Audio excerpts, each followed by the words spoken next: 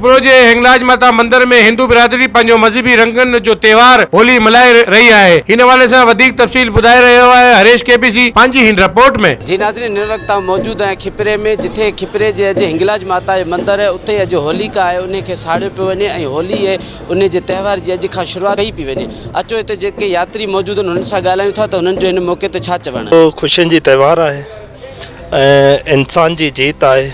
उन हवाले सां असीं जेको आहे सो होली मल्हाईंदा आहियूं ऐं होली जे त्योहार ते असीं हिकिड़े ॾींहुं बाहि ॿारींदा आहियूं ऐं हिकिड़ो हरणाकश जेको हो उहो ज़ालिम राजा हो जेको पाण खे जेको आहे सो भॻवानु सम्झंदो हो ऐं उहो जेको आहे सो सभिनी ते ज़ुल्म कंदो हो ऐं उन खे जेको आहे सो नास करण खां पोइ असीं सदाईं होली जो त्योहार मल्हाईंदा आहियूं। इन में असीं हिकिड़े ॾींहुं होली मल्हाईंदा आहियूं, उन में बाहि ॿारींदा आहियूं ऐं उन खां पोइ जेको आहे सो असीं इन जो ॿिए ॾींहं ते धोड़ियो कंदा आहियूं, रंग हणंदा आहियूं हिक ॿिए ते ऐं इहो जेको आहे सो इंसान में ख़ुशी जी लहर पैदा कंदी आहे। मुल्क लाइ इहो ई दुआ ई आहे त असीं जेको आहे सो हिक ॿिए सां मिली जुली रहूं ऐं मुल्क जी भलाई लाइ जेको आहे सो असीं दुआ बि कंदा आहियूं त असांजो मुल्क हमेशा आबाद रहे।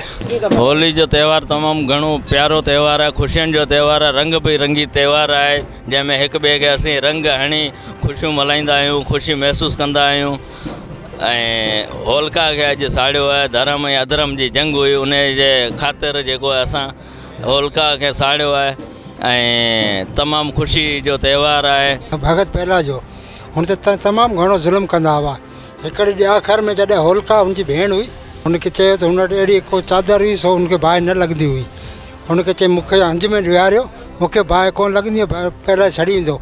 ओतिरो को तूफ़ान आयो सो चादर हुनजी उॾामी वञी पहला ते किरी, पहला बची वियो, होलिका सड़ी वई। हुन ॾींहं खां पोइ असीं पहला जी ख़ुशी में होली मल्हाईंदा आहियूं। आहे त हरणाकश जॾहिं राक्षस हो त उहो पंहिंजे पाण खे सभु कुझु पाण सम्झंदो हो त आऊं ऐं सभु कुझु। उन जी भेण होलिका खे वरदान मिलियल हो त बाहि में नथी सड़ी सघे उहो, त पंहिंजे पुटु पहलाज खे चयो इनखे वञी साड़, त पहलाज भगत बची वियो हली ऐं उहो बाहि में सड़ी वई हली। उन ख़ुशी में असीं पहलाज जी ख़ुशी में होली मल्हाईंदा आहियूं। पाकिस्तान लाइ दुआऊं घुरियूं वेंदियूं आहिनि, पाकिस्तान जी ख़ुशहामती ऐं सलामती लाइ दुआऊं वग़ैरह घुरियूं वेंदियूं आहिनि। होली जो मैसेज इहो आहे त हर को माण्हू ख़ुशि रहे, रंग बंग हणिया वञनि था माण्हुनि खे। जी नाज़रीन, हिननि जूं तव्हां ॻाल्हियूं ॿुधियूं। हिननि जो चवणु आहे त असीं जेका होलिका आहे उनखे साड़ी पंहिंजे धर्म जी है उहा प्रचार कंदा आहियूं। कैमरा टीम सां गॾु हरेश केबीसी अवामी न्यूज़ खिपरो। मज़ीद खबरों और तफसीलात के लिए विजिट करें हमारी वेबसाइट www.awamiNewsHD.com।